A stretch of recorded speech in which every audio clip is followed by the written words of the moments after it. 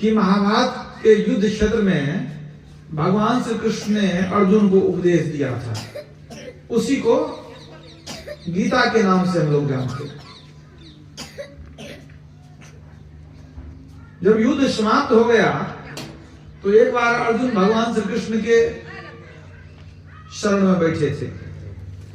अर्जुन को याद आई कि भगवान कृष्ण ने युद्ध के मैदान में बहुत अच्छी अच्छी बातें कही थी, बहुत बढ़िया उपदेश दिया था, लेकिन उसको कुछ याद रहा नहीं। तो अर्जुन ने निवेदन किया भगवान श्री कृष्ण ने, हे प्रभु, युद्ध के मैदान में आपने बड़ी अच्छी अच्छी बातें कही, लेकिन उस समय हमारा चित्त बड़ा उद्विग्न था, चंचल था, तो आपकी बातों को हम याद रख नहीं सके। आप जो कुछ भी सुनाए कुछ भी याद नहीं है। मन बड़ा विचलित था उस समय। तो प्रभु पुनः आप उसी ज्ञान को सुना दीजिए।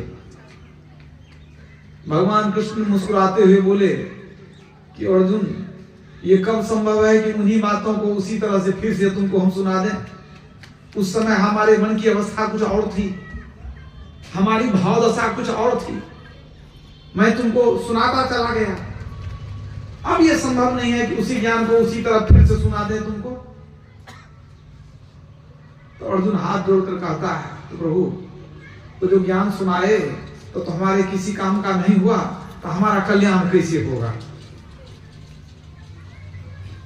कुछ तो उपाय करिए, मेरा कल्याण कैसे होगा?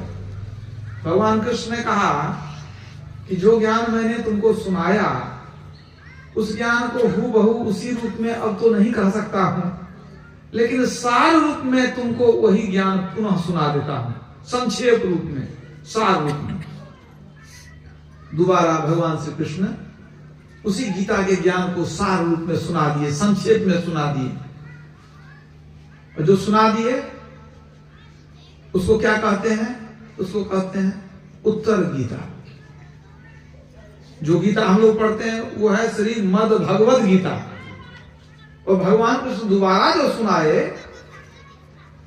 उस ग्रंथ का नाम है उत्तर गीता। उस उत्तर गीता में भगवान श्री कृष्ण का महावाक्य है एक, आप लोग सुनते हैं बराबर।